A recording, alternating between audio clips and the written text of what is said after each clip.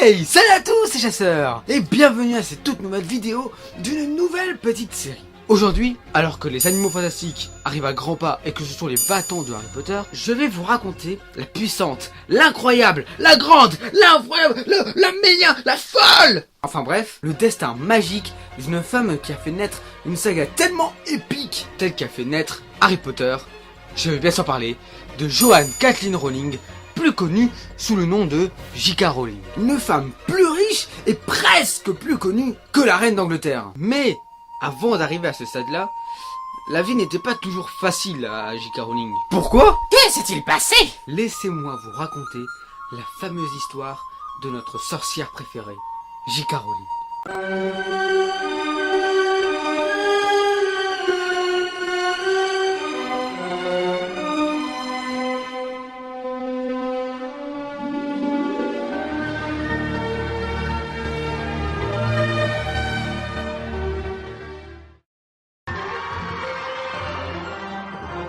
Les gens commencent à arriver pour assister à la première mondiale de Harry Potter à l'école des sorciers. Vous êtes venus avant tout pour qui aujourd'hui? Qui espérez-vous apercevoir? J.K. Rowling. C'est un immense succès. L'auteur, J.K. Rowling, sera là cet après-midi et on espère qu'elle s'adressera à tous ses fans. Joanne Rowling vivait aux Anges. Son premier livre, Harry Potter à l'école des sorciers, ou And the Philosopher's Stone en anglais, qui veut dire et la pierre philosophale, se trouve dans les librairies, bibliothèques, etc. Mais avant ça, énormément de choses se sont passées dans la vie de Joanne Rowling. Des choses cool, comme des choses épouvantables. Remontons en 1965.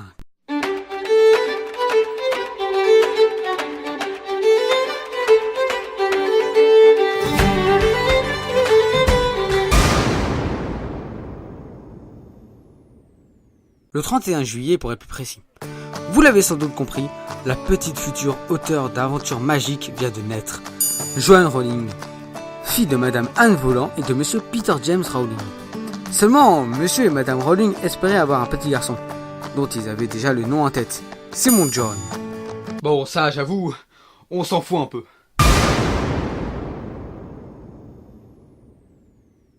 En 1969, alors qu'elle n'avait que 4 ans, toute la famille déménage et va vers Wittenbourne, un quartier se trouvant dans les faubourgs de Bristol. Là-bas, Joanne et sa sœur Diane jouaient énormément dans l'épicerie de leur grand-père paternel, Kathleen et Ernest Rowling. Retenez bien le premier nom là, ouais, Kathleen. C'est important. Cette même année, les petites vont jouer avec d'autres enfants de leur quartier. Et parmi eux, le nom d'un frère et une sœur va traverser l'esprit de la petite Joanne. Le nom Potter sonnait particulièrement bien.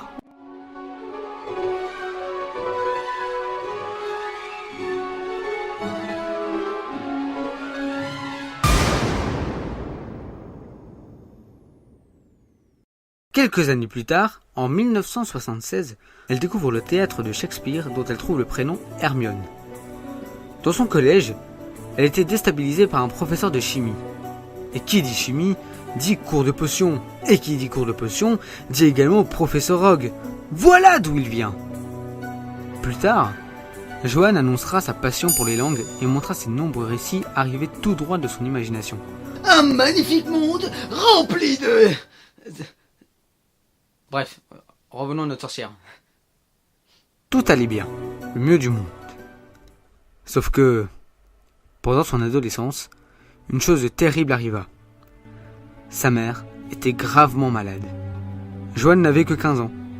Anne, sa mère, avait une sclérose en plaques, une maladie du système nerveux central.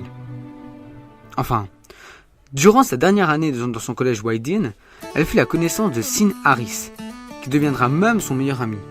Ce dernier était en compagnie d'une Ford Anglia turquoise dont ils avaient l'habitude de s'échapper de l'école. Cela ne vous rappelle rien ?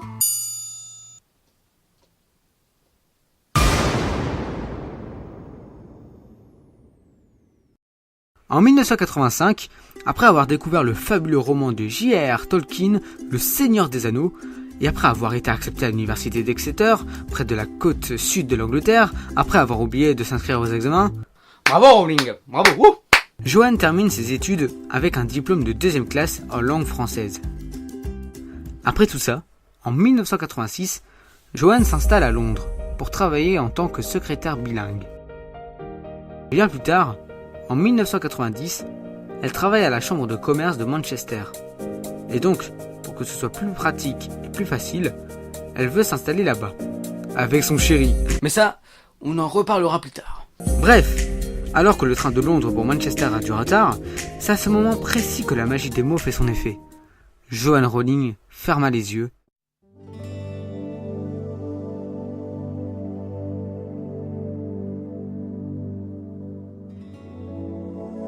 Et là, un petit garçon qui a reçu une lettre provenant d'une école de sorcellerie arriva dans la tête de Madame Rowling.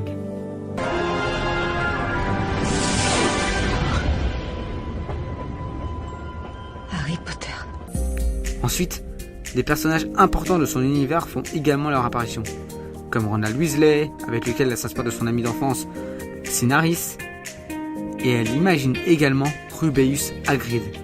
Petite anecdote, Hagrid vient du vieux mot anglais Hagliden, qui veut dire avoir mal dormi. C'est pour ça qu'il n'arrête pas de boire ou qu'il passe des mauvaises nuits.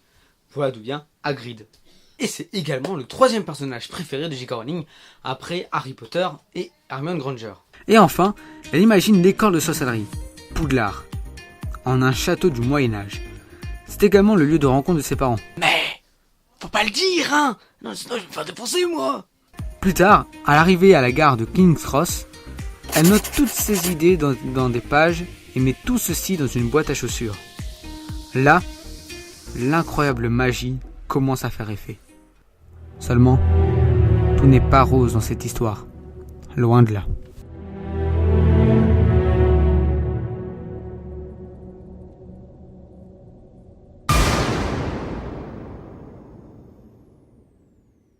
Le 30 décembre 1990, quelque chose de terrible arriva dans sa vie. Sa mère décéda à cause de sa maladie. Joanne a 25 ans à ce moment-là.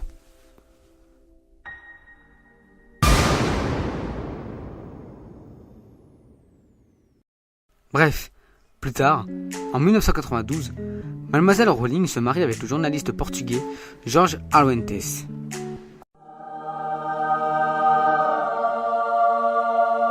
Malheureusement, le couple ne restera pas longtemps. Plus tard, alors que Jorge Arlentes boit, et qui est en même temps violent, et qui a jeté les manuscrits d'Harry Potter par terre... Ça, c'est dans le film La magie des mots. Mais imaginez, il a touché à la fille sur des pages. C'est ouf, lui. Bref, du coup, en 1994, le couple se déchire, et Joanne revient en Angleterre avec sa fille Jessica, pour aller s'installer chez sa sœur pendant un certain temps. Ensuite, elles partent toutes les deux, Joanne et sa fille en Écosse, dans une petite maison à Leith, avec l'aide du gouvernement pour y vivre. Après l'installation, une immense dépression fait son apparition, à cause de la mort de sa mère, puis le divorce, puis son emploi, pour enfin croire que sa fille pourrait mourir de faim ou de soif. Plus tard, elle envisage même de se suicider. Mais bon, je vous rassure, elle ne l'a pas fait. Sinon, comment voulez-vous qu'elle écrit ses livres ?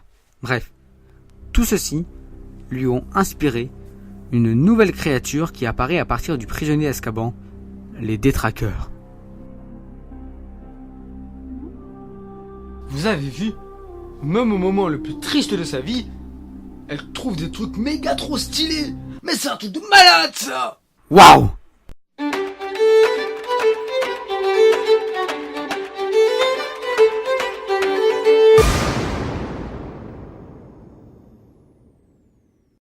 Plus tard, elle décide de reprendre l'enseignement à temps plein.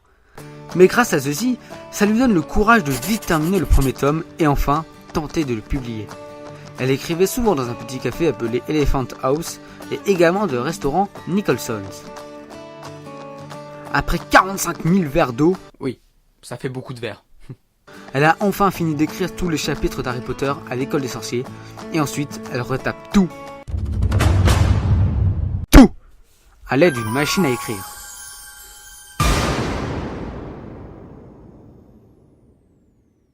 Ça y est, 1995, son roman est terminé.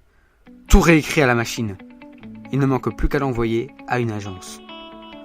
Au départ, elle envoie les 3 premiers chapitres à un premier agent. mais ce dernier fait un effet boomerang avec ça, envoyé bim revenu aussitôt. Deuxième agence, Christopher Little était, quant à lui, plutôt intéressé pour la suite et décida de tenter de le publier. Sauf que... c'était pas si facile. 12 éditeurs ont refusé. Imaginez le seum qu'ils doivent avoir maintenant. En août 1996, Barry Cunningham, le coordonnateur de la nouvelle division des livres pour enfants, et Alice Newton, la fille du directeur général, arrivent à Bloomsbury Publishing, un groupe éditorial britannique indépendant. Madame Newton, la fille du directeur, aimait beaucoup le livre Harry Potter. Et l'enthousiasme de cette dernière va monter tellement haut qu'il va influencer la décision de l'éditeur pour publier le livre Harry Potter à l'école des sorciers en 1997. Bon, les débuts de l'édition ne sont pas ouf, 1000 exemplaires dont 500 dans les bibliothèques. Seulement en 2005, si vous voulez avoir le livre d'origine Harry Potter, 27 000 €. Ça vous va? Mais je suis sûr que oui.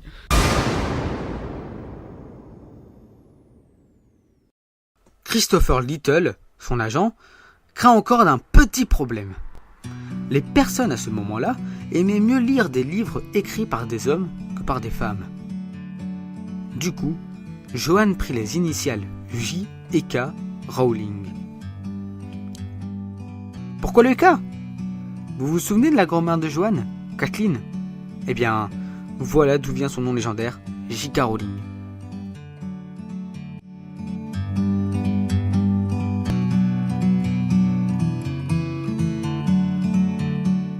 Très rapidement, J.K. Rowling gagne un prix qui n'est autre que le British Books Awards et le Children's Book of the Year.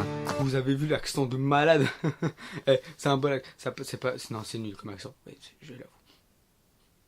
Plus tard, plusieurs éditions veulent acheter les droits du bouquin pour le faire apparaître aux quatre coins du monde. Tout d'abord, les éditions Gallimard, puis les éditions puis les éditions Scholastic aux États-Unis, dont ils paient plus de 105 000 $ pour ce livre. Je vous rappelle que c'est un livre pour enfants à la base. C'est un truc de malade quand même! En 1999, J.K. Rowling devient millionnaire. Par contre, elle refuse toute adaptation sur grand écran, même celle de Warner Bros. Mais, après qu'elle ait vu la qualité de certaines adaptations par Warner Bros., elle accepta quelques jours plus tard.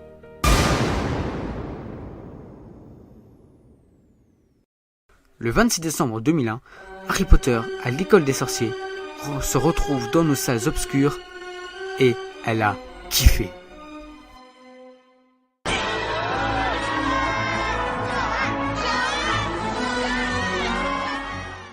Le succès est totalement présent. Le 4e tome, La Coupe de Feu, est le livre qui a été le plus prévendu. 1 million d'exemplaires. Rien que ça. Et les 7 tomes sont vendus à un total de 450 millions d'exemplaires. Rien que ça. En 2008, J.K. Rowling a plus de 590 millions d'euros. Rien que ça, mais c'est un truc de malade. Elle a carrément dépassé la reine Elisabeth II. Et le 11 janvier 2007, son dernier bouquin, Harry Potter et les reliques de la mort, est fini et met un point final à notre sorcier préféré. Quoique...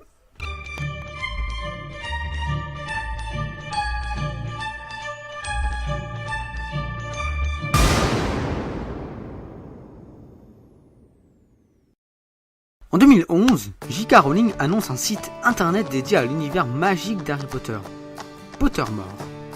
Bon, pour tout vous dire, je suis Gryffondor, et mon patronus, c'est un lévrier écossais.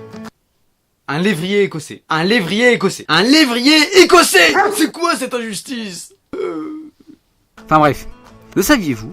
J.K. Rowling avait pris un autre nom pour écrire un autre genre d'écriture, le roman policier. Son nouveau nom était Robert Galbraith. Mais ses livres n'ont pas eu un énorme succès comparé à son sorcier, mais a eu quand même droit à une adaptation télévisée l'année passée. En 2017 du coup.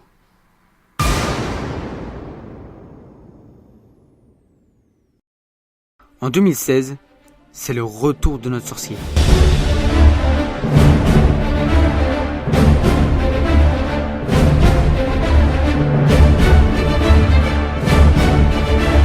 avec une pièce de théâtre jouée au Palace Theatre à Londres, intitulée Harry Potter et l'enfant maudit. J.K. Rowling a également publié le texte théâtral en livre, mais a annoncé sur Twitter qu'il ne faut pas le considérer comme un roman Harry Potter. Mais personnellement, je l'ai kiffé. Et niveau surprise, cela ne s'arrête pas là. Parallèlement à la pièce de théâtre L'Enfant Maudit, elle est également scénariste d'une nouvelle saga de films appelée Les Animaux Fantastiques, dont le prochain, intitulé Les Crimes de Grindelwald, sortira en novembre 2018. Avec à l'affiche Eddie Redmayne, Catherine Waterston, Jude Law et enfin Johnny Depp dans le rôle de Grindelwald. Et voilà, c'est ici que s'achève la fabuleuse histoire de J.K. Rowling. Mais afin que vous vous en alliez, je voudrais vous dire quelques anecdotes, quelques chiffres à ressortir quand vous serez en un apéro entre amis ou en famille. Tiens à dire que toutes les informations viennent du livre, viennent du magazine Le Point Pop, que j'ai trouvé particulièrement intéressant. Juste, c'était super génial. Franchement, on sait beaucoup plus de choses sur Harry Potter, sur les secrets et les anecdotes, et il y a une grande partie où je me suis inspiré de ça pour faire cette vidéo. Bref, premier chiffre.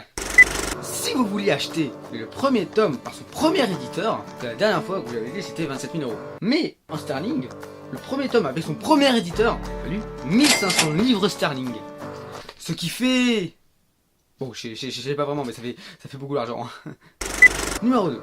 Si on calcule le total des années que J.K. Rowling a écrit son premier livre, il lui a fallu 6 ans. 6 ans pour avoir l'inspiration. C'est beaucoup quand même, hein.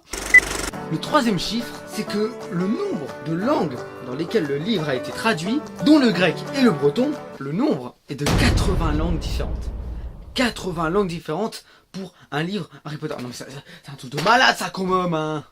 Alors, numéro 4, si une fois, une journée, une soirée, vous voulez faire une petite soirée Harry Potter, enfin une petite, vous avez le droit à 19h24 de film. Car si en moyenne il y a 2h25 par film,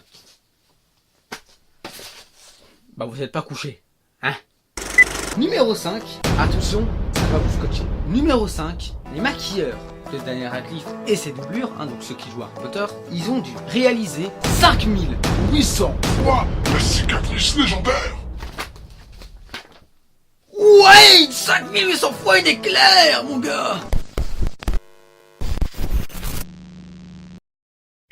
Ouais, j'espère en tout cas que tu as apprécié cette vidéo sur l'histoire, le destin magique de J.K. Rowling. Et j'ai encore à dire merci au Point Pop pour ces informations précieuses, car tout simplement, bah c'était juste génial. Franchement, je me suis bien amusé avec ce magazine. C'est bien la première fois où je termine un magazine. C'est un truc de malade quand même, vous voyez. Bref, si toi tu as aimé la vidéo des 20 ans de Harry Potter, et bah tu peux mettre un tout petit like de soutien, ça me ferait extrêmement plaisir. Et si cette première vidéo de cette nouvelle série te plaît, bah mets dans les commentaires qu'elle te plaît et que tu voudrais encore quelques prochains épisodes qui pourraient bien évidemment te plaire. Enfin bref, et si tu es un véritable sorcier, et bah tu peux tout simplement t'abonner à la chaîne de Trailer Busters. Et aussi, attention, une petite cloche là. Et bah je peux te jurer que si t'appuies dessus, il va se passer un truc, mon gars. Oh, mais tu vas pas t'en remettre. Là, tu vas faire, ouah, trop stylé. Il y aura un hibou à ta fenêtre et elle t'enverra une lettre. Et quand tu auras la lettre, il sera marqué bienvenue à Poudlard. Ouais. Mais pour ça, tu dois appuyer sur la petite cloche là. Ah ouais, ça, je pense que ça me fera plaisir. Ouais. Et tu te calmes direct, hein. Et bref, si tu as surkiffé cette vidéo, bah tu peux partager à tes amis, à tes parents, à tes grands-parents, à tes petits-enfants. Bonjour monsieur. Et aussi, je voudrais vous remercier car vous êtes de plus en plus nombreux à me suivre et ça fait extrêmement plaisir. Merci à tous les chasseurs. Et moi, je vous dis à la prochaine pour une nouvelle chasse. À la prochaine les chasseurs. Bisous, je vous adore. Salut. Stubélix.